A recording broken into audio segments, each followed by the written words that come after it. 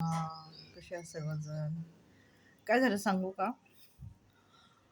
आता 4-5च दिवस राहिले. आज 25 तारीख आहे, शनिवार आहे.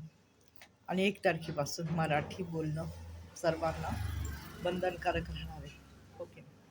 कारण बोलणं मराठीतच बोलायचं असा निर्णय निघालेला आहे. म्हणजे असं झालेलं आहे 1 तारखेपासून.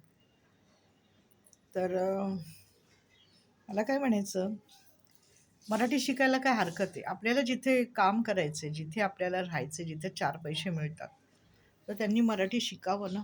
जर तुम्ही म्हणणार की आम्ही इथेच राहणार पण आम्ही मराठी शिकणार नाही, म्हणजे असं झालं की ज्याचं घर आहे ना त्यालाच तुम्ही घराच्या बाहेर काढायला निघालात.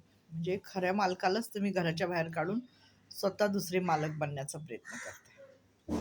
हे महाराष्ट्रात असं खूप दिवसापासून चालू आहे की परप्रांतीय आलेले आहेत, भरपूर परप्रांतीय आलेले आहेत आणि त्यांनी इथे महाराष्ट्राला आपली कर्मभूमी म्हणजे आपलं रोजगार तर ते करतातच. हे म्हणजे पैसा वगैरे कमवतात, हे मस्त गावाला जातात, हे गावाला घरदारं तुम्ही ना कधी ह्याच्यात बघा ना, स्टेशनच्या बसला बघा ना, इतकी सामानं घेऊन ती असतात ना.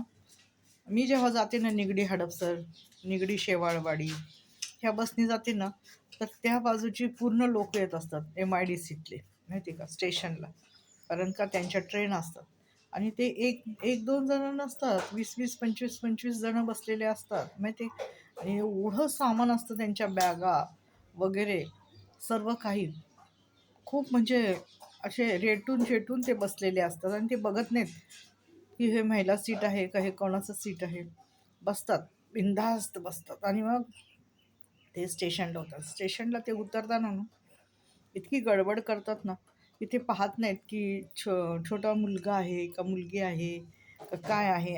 धक्काबुक्की करून ते आपलं सामान बाहेर काढतात. एवढं मात्र खरं आहे, मी पाहिले, कारण मी जाते ना शेवाळवाडी ते निगडी बसने मी जाते, माझा प्रवास असतो हडपसरला जातो. तर असं झालेलं आहे बघा, मी राहील तर तुमच्याच घरात राहील, मी राहीन तर महाराष्ट्रातच राहील, पण मी महाराष्ट्राची भाषा शिकणार नाही, मराठी शिकणार नाही. काय करायचं करा, असं आहे त्यांचं. तर आता जर कायदा निघालेला आहे ना की मराठी बोलणाऱ्यांना त्यांचं काय असेल ते सर्व RTOचं लायसन वगैरे मिळणार आहे. तर बरोबर आहे, काही ना काही आपल्या. आता तुम्हाला जर माझ्या घरात राहायचं आहे ना, तर समजा मी मालकीने घराची, तुम्हाला जर माझ्या नियमाप्रमाणेच राहावं लागणार आहे. तसंच आहे बघा, की आपल्याला जर महाराष्ट्रात राहायचं असेल ना, तर आपल्याला आपले काही नियम त्यांना सांगावेच लागणार की नाही बाबा, तुम्हाला जर महाराष्ट्रात राहायचं असेल ना, तर तुम्हाला हा नियम पाळावाच लागणार आहे. नाही तर काय, मग घरमालकालाच बाहेर काढतील लोक, हो की नाही. त्यामुळं आपले स्वतःचे नियम असणं हे फार गरजेचं.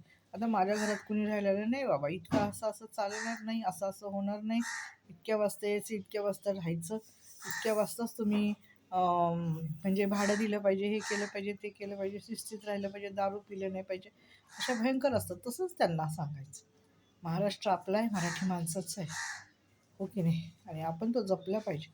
आणि मराठी ही आपली मातृभाषा आहे, म्हणजे आपली मायबोली आहे आणि तिचा आपण सन्मान केला पाहिजे.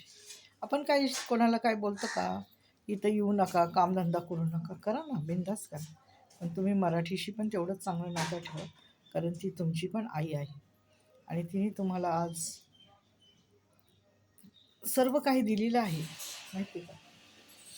त्यामुळं आणि तुमचं हे झालेलं आहे, इथे येऊन महाराष्ट्रात येऊन तुमचं सर्व कल्याण झालेलं आहे, तेव्हा तुम्हाला मराठी आलीच पाहिजे. काही अवघड नाही, शिकायला गेलं तर सर्व शिकतं, माहिती.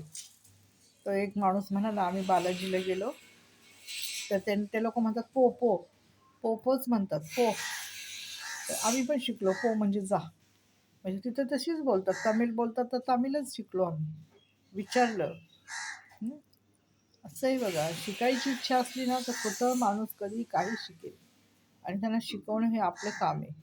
आपण स्वतः मराठीत बोललं पाहिजे, ओके नाही. त्या दिवशी एक बसमध्ये मुलगा माझ्याशी ना म्हटला, काहीतरी पहिला तो हिंदीत बोलला, पण नंतर तो मराठीत बोलला, मग मी पण त्याला मराठीत उत्तर दिलं, माहिती का. त्यामुळं आपण पण आपली मराठी सोडायची नाही, आपण पण आपली मराठी